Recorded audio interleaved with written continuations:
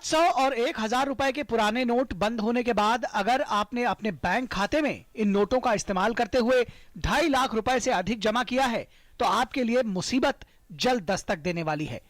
सोमवार को केंद्र सरकार ने काले धन पर लगाम लगाने के लिए एक बार फिर आयकर कानून में बड़ा संशोधन प्रस्ताव संसद में पेश किया है। वित्त मंत्री अरुण जेटली ने लोकसभा में आयकर संशोधन विधेयक पेश किया। विधेयक का मकसद पुराने नोटों के बंद करने के बाद बैंक में किए गए बेहिसाबी नगद डिपॉजिट पर जुर्माना लगाना है। Madam Speaker, I rise to move for leave of the House to introduce the Taxation Laws Second Amendment Bill 2016 listed in today's supplementary list of business. इस संशोधन विधेयक के प्रावधानों के मुताबिक 8 तारीख के बाद बैंक में जमा अघोषित आय पर पेनाल्टी और सरचार्ज को मिलाकर प्रधानमंत्री गरीब कल्याण योजना के तहत कुल 50% टैक्स देना होगा। इसमें अघोषित उपभोक्ता संपत्ति पर 30% टैक्स के अलावा 10% पेनाल्टी और 33% सरचार्ज शामिल है। बाकी बची 50% रकम में से 25% को सरकार की गरीबी उन्मूलन योजना में निवेश करना होगा और योजना में लगाए गए पैसे पर कोई ब्याज नहीं मिलेगा। साथ ही इस राशि को 4 साल तक नहीं निकाला जा सकेगा।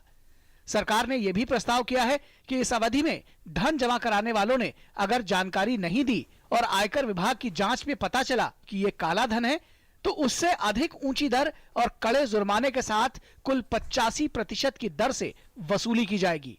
इसमें 60% की दर से कर और उस पर 25% अधिभार लगाया जाएगा। साथ ही अगर जांच अधिकारी को उचित लगता है तो वो 10% जुर्माना भी लगा सकता है। तलाशी और जब्ती के मामले में जुर्माने के लिए मौजूदा प्रावधानों में संशोधन का प्रस्ताव है ताकि अगर आय को स्वीकार कर लिया जाता है और उसका ब्यौरा दाखिल कर दिया जाता है और कर का भुगतान किया जाता है तो ऐसे मामलों में कर की दर 30% के हिसाब से जुर्माना लगाया जाएगा। अन्य मामलों में यह जुर्माना 60% की दर से होगा।